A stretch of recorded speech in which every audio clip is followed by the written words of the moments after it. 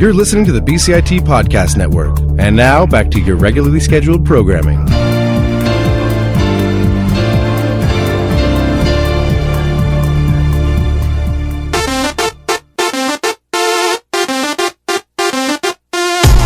are listening to the Bandwagoners, news and notes from around the NHL.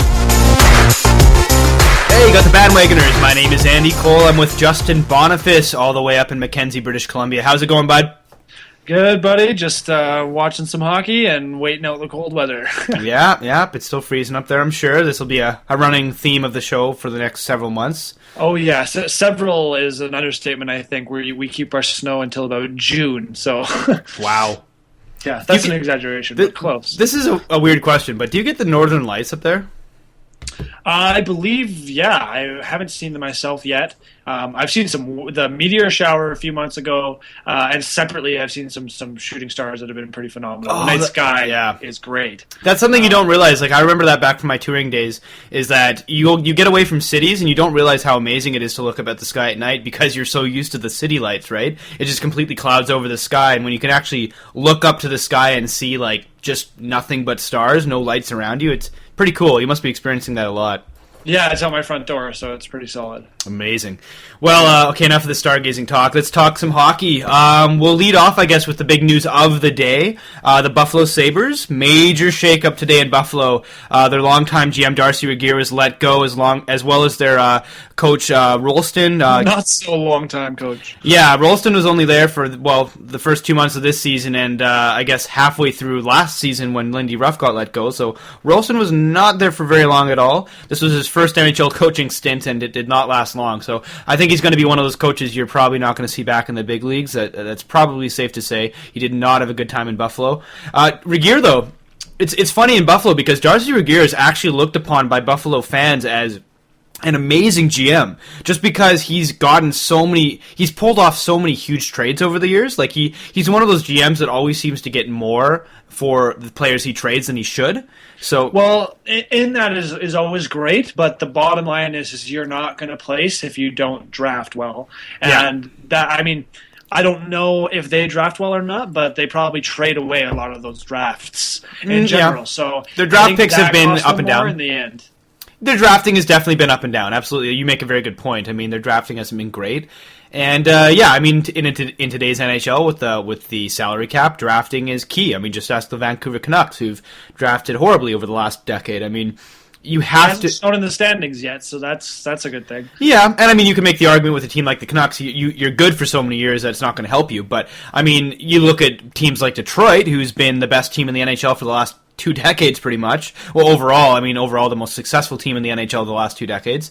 They haven't missed a playoff series since like 91 or 92 or something like that. And I mean, they roll along and have great season after great season, and yet they always seem to draft well. Like, Zetterberg, Datsuk, hell, even like Lidstrom, guys they pick that are sort of, in the middle of nowhere in terms of the draft rankings. And we've talked about this on previous shows, but teams like the Red Wings are a perfect example of a team that drafts incredibly well. I don't know what they're feeding their scouts, but these guys are like time travelers or something, because they just know exactly who to pick. Even if he's like 200th overall, they can always seem to find these gems, and Buffalo's an example of a team that hasn't done that so well.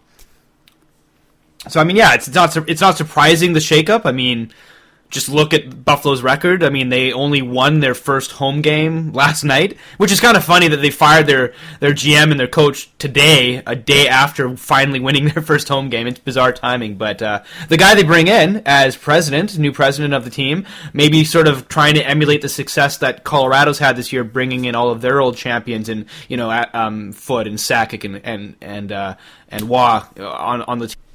Yeah, I never really got a chance to see him when I was growing up. Andy, you got a couple of years on me there as far as watching games as a kid goes, but definitely see some highlight reel stuff, and I know about him and how fantastic he was. I mean, he's revered by the organization, by the fan base.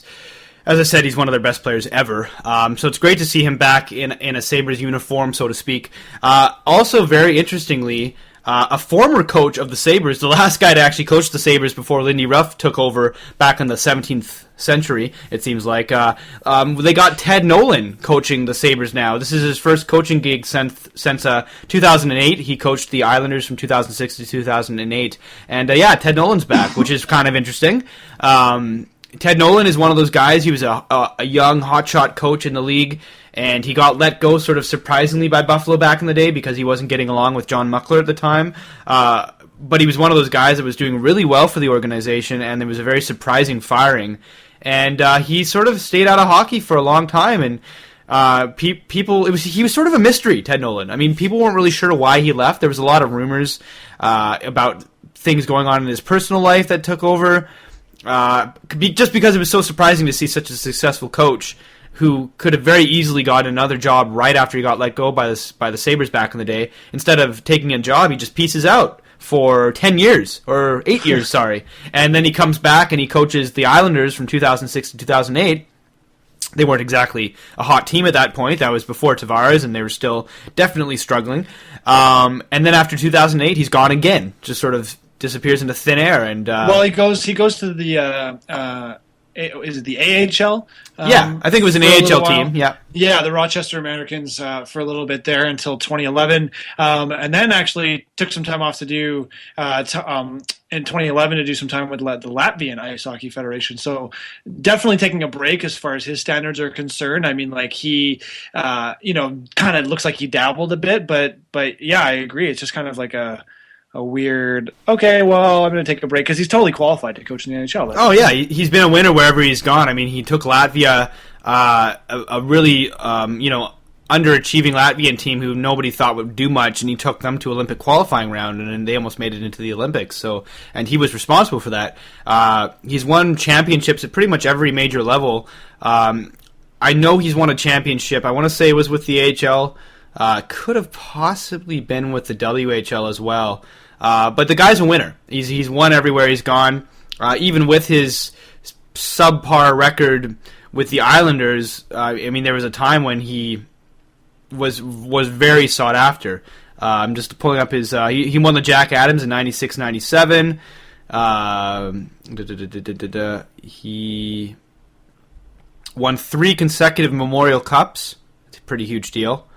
I mean, the guy's got some pedigree, and I know he was the guy that the Canucks were targeting for a little while as well. Not most recently, but I think before they picked up Vigneault back in the day. I remember when Vigneault got signed, Ted Nolan at that time was one of the guys that the Canucks were looking at. So I mean, yeah, he's got a lot of pedigree for sure.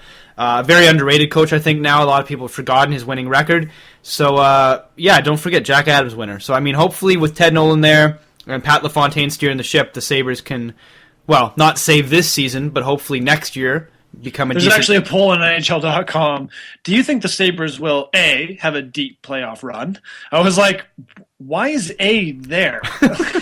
Like, what the hell is that? But you never know. Teams have turned it around in worse scenarios. I mean, the Washington Capitals, a couple seasons back, 17-game winning streak to make it into the playoffs. Yeah, but they weren't the Sabres. I mean, fair enough. If the Sabres go on a playoff run, I will eat my hat. I will eat my hat. I will watch you eat your Vancouver Canucks hat. This is a over the Skype deal here. Yeah, you're hearing this live, folks. Well, not live. We're recording the show.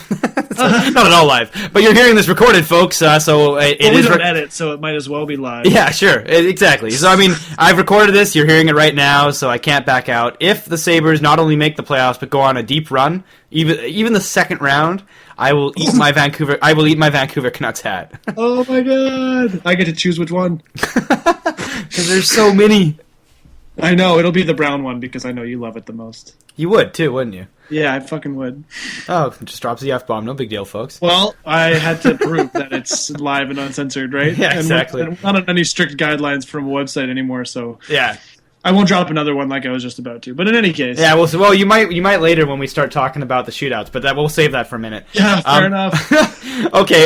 So yeah, moving along from Buffalo. So yeah, Godspeed Buffalo. Let's hope you can turn it around because that's not happening. But anyways, Godspeed. Kadri, Nazem Kadri. I think he was like possessed today, or he woke up on the wrong side of the bed, or he remembered he was a Maple Leaf. I don't know what happened. Damn it! You took the words right out of my mouth. I don't know what happened with Kadri today, but he was pissed, man. He had two separate elbowing suspensions or elbowing incidents tonight at tonight's game against Minnesota. He ran over Nicholas Backstrom. I'm talking steamrolled him, elbow straight to the head. He did not get pushed. There wasn't really another player near him. He just skates into Backstrom and just nails him out of the play.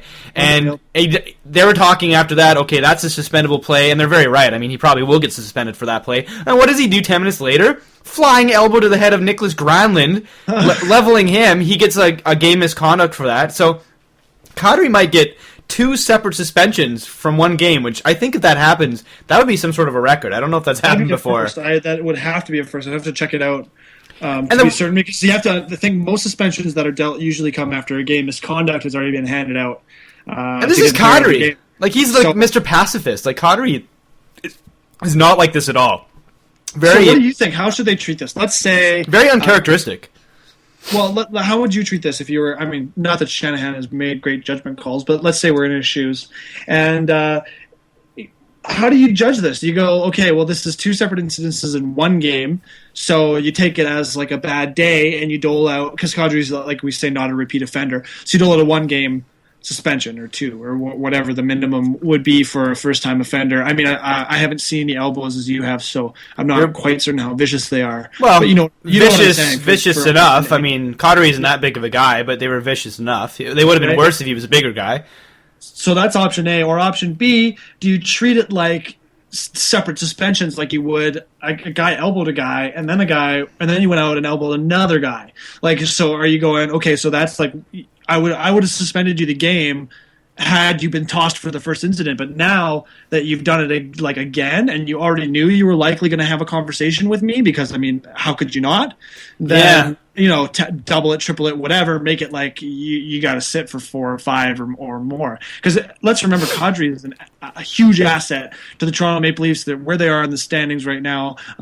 Solid two-way player, and one game alone will hurt you. So I mean, even if he tacks on another couple because of this, and he's in my pool, goddammit. I know, you just can't catch a break. Neither can I, though.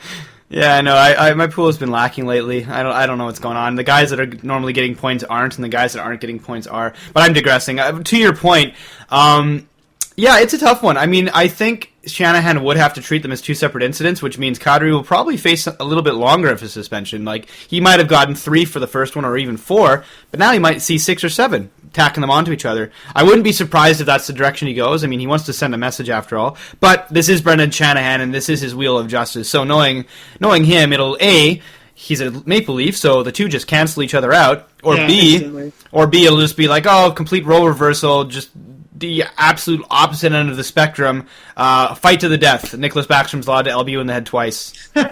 So I don't know. There will be no middle ground with Brendan Shanahan. But I kind of joke. I mean, I think the first thing that I said is probably the more likely scenario, that he probably will get a heftier suspension now because of the 2 incidents in one game. But then again, it's Shanahan, and as we both know, you and I both know, it's very hard to predict what he's going to do. So. And I was only semi-joking about the fact that he's a Leaf. I mean, I hate to say this, but if you're a Maple Leaf, not a free pass necessarily, but you definitely there are certain luxuries afforded to you that other players do not receive. Exactly. So I mean, and that's unfortunate. But there's swings all over the NHL too. I mean, you could talk about reffing in Vancouver, being against them, or things in Montreal happening.